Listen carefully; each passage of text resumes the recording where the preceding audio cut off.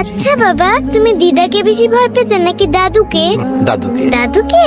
আচ্ছা বাবা, তুমি বাবা দাদুকে কেন? ছোটবেলা থেকেই ভীষণ অপছন্দের একজন মানুষ।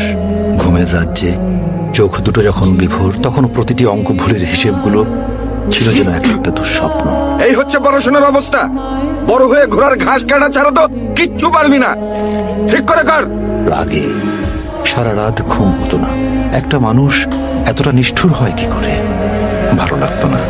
আর বুক ফুলিয়ে বন্ধুদের কথা দিয়ে কথা রাখতে না পারার লজ্জা, তা তো ছিল হরহামেশার হতাশা। কোথায় যাচ্ছ? আব্বা, ওই রাসেল আর জন মিলে আমরা ভেবেছিলাম একটা ফুটবল। হ্যাঁ, 100টা টাকা যদি। যাও পড়তে বসো। পিথাগোরাসের উপপাদ্যটা নিয়ে বসো।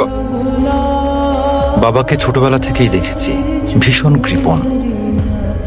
প্রায়ই ভাবতাম এই মানুষটার জীবনে ছোটবেলা বলে কি কিছুই ছিল না?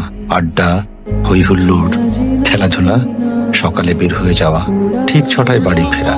দিন, সপ্তাহ, মাস, বছর একটাই রুটিন। কোনো বছরে শীত আসতেও দেরি হয়, কিন্তু বাবা যেন একইভাবে দাঁড়িয়ে থাকা একটা বিশাল পাহাড়, যার উপাসটা কখনো দেখা হয়নি। প্রতিদিন সময় গুনেছি, কবে বড় হব?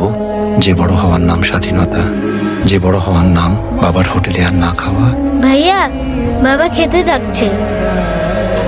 আজ আমি অনেক বড়, প্রচুর স্বাধীনতা, নেই শাসনের কোনো শৃঙ্খলা।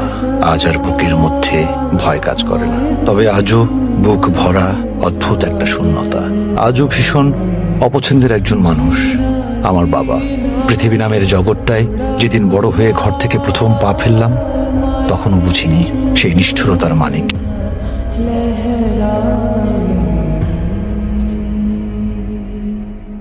जीना जीना जीना रे उड़ा गुलाब माए तेरी चुनरिया लहराए जीना जीना जीना रे उड़ा